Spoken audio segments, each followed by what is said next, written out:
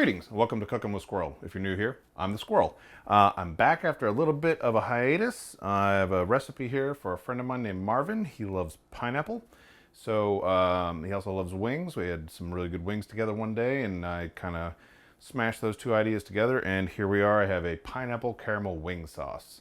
It's super simple. Fresh pineapple, sugar, some cognac, a little bit of whatever kind of red pepper flake you like. I like a kind of nicer, Flatiron Pepper Company brand because they have some really nice blends. This is the Asian Reds. It's a little spicier than standard red pepper flake, but get into whatever you like. Some garnish. I'm going to do a little bit of green onion and a little bit of red fresno. So let's get into prepping those and get into the cook. Compost that. Throw this on our plate. And our scallions. Not my best work ever, but will still be tasty. Put that onto the plate. We will move into prepping our pineapple. So you see about a pound of pineapple here. If you're a little over, that's fine. What I'm gonna do is I'm gonna make one cut into this, turn this plank into 2 planks. And that's gonna shorten the fibers a little bit because we don't want long stringy bits in our caramel. So we're gonna go cut it long ways now. Turn it and chunk it. The riper your pineapple, the better. If you've got some little dark spots, it won't hurt anything. Now I'm gonna grab my food processor.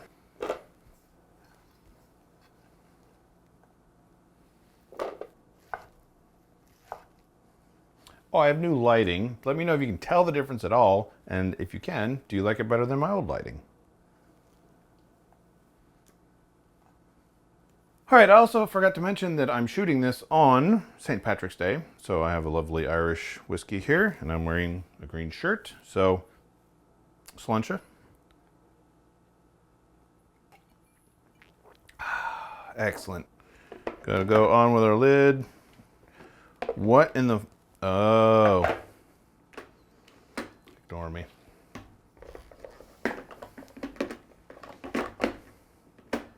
Okay, let's try this again. Let's go on with our lid.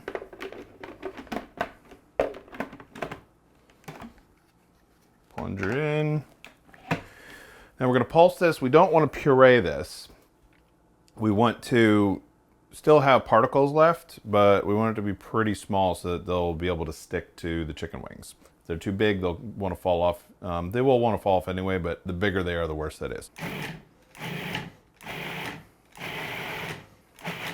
I'm going to scrape down.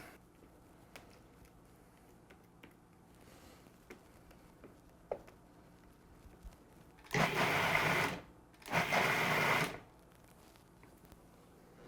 we're pretty close. Got a couple of stragglers popped up the side again. Get them back in there. You can see we're pretty well chopped up. A couple big chunks in there still. We'll give it a couple more pulses. That's going to do it. If you don't have a food processor, you can just mince this really fine. This is just going to be a lot easier. What we're going to do next is we're going to strain this for, well, until most of the liquid's out. It can take up to 15 minutes. Set our fine mesh strainer over our medium-sized heavy bottom saucepan that we're going to use to make the caramel in. I've lost my mind. Where did I? In we go. Now that we have this in here, I'm going to give it a little bit of a stir around. And we'll just let this drain out for however long it takes for most of the liquid to come out. We want this to be kind of more like pulpy than soupy. So I'll check this every 5 or 10 minutes until it's drained out. You can see this is now more pulpy than it's soupy. And if we look underneath, we can see, scrape the bottom off a bit there.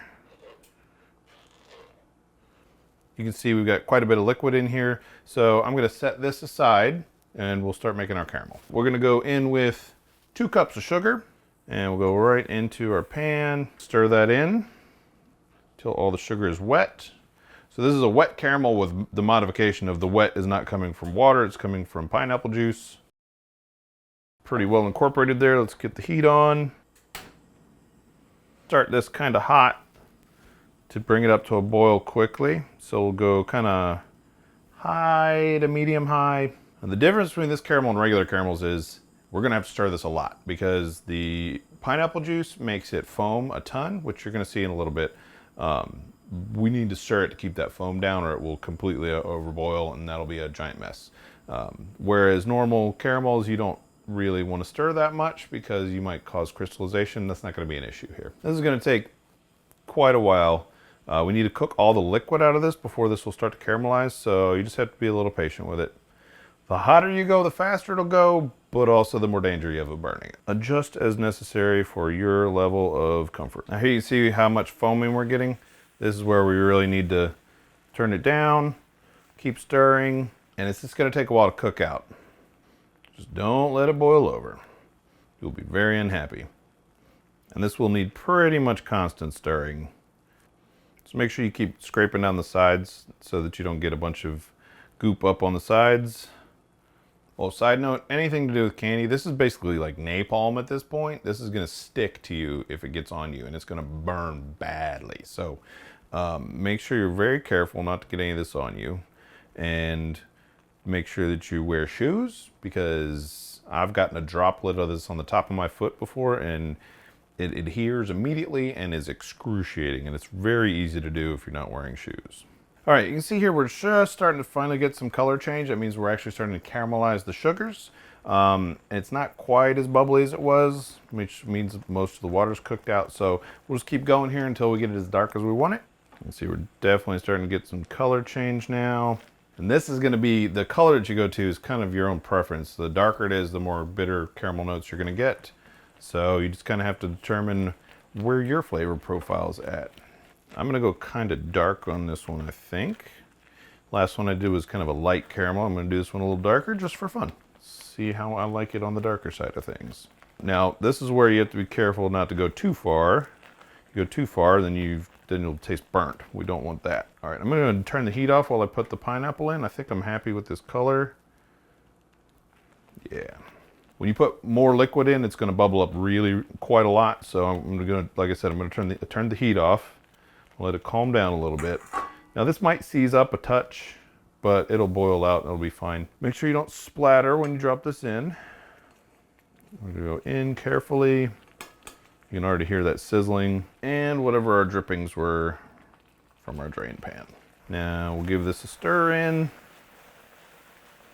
Remember, be very careful not to let this boil over. There might be some like little chunks of caramel. Again, we're going to bring this back up to a simmer. That'll melt everything back into a liquid. All right, heat back on.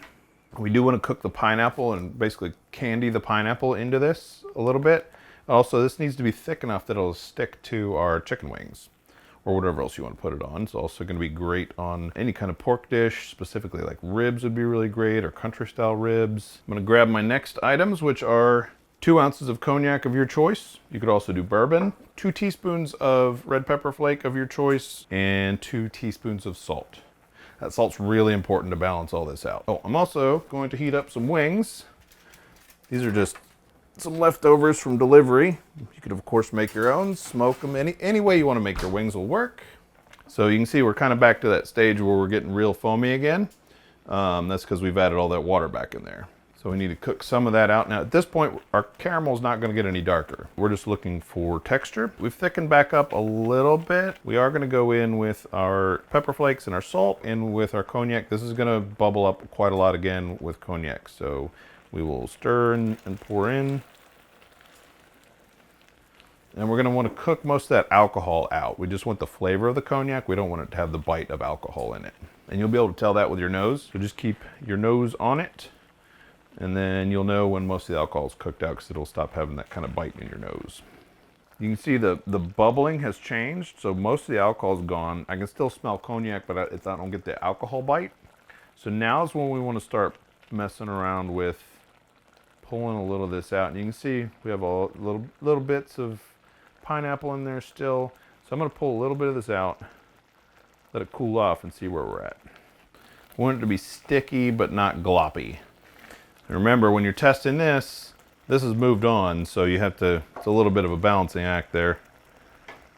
Ooh. Pretty close. Oh, it's delicious.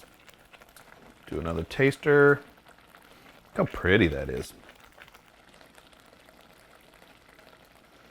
Oh yeah, I think that's probably good. Okay, let's turn the heat off.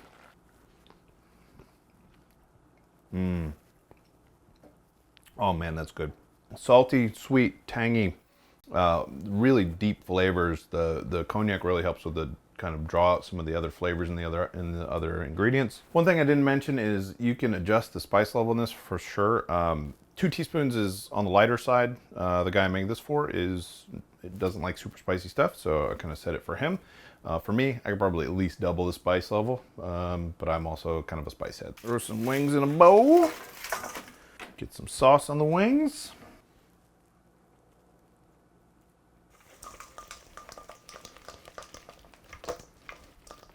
This does tend to want to kind of gloop up on the sides. So after the initial toss, I like to use the spoon. Get as much on these as I can. I'm gonna scrape this last little bit out of here and dollop it on the top. And our garnish.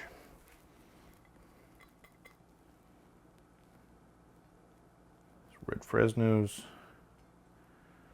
These add a really nice pop of freshness. Camera eats first.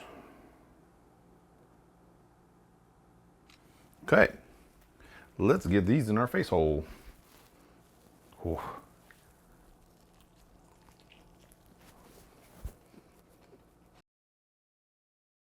Like I said, sweet, tangy, fruity, complex, just absolutely delicious. Give this a shot.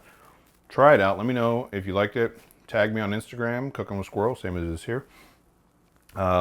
This is just, I mean, it's pretty simple, but man, it's delicious. Outro. If you made it this far in the video, it would really help me out if you would do all the YouTube things, like, comment, subscribe. Really helps out the channel. If you have any positivity in your life, please try and pay it forward. Go out, do something nice for somebody today, make the world a little bit better place.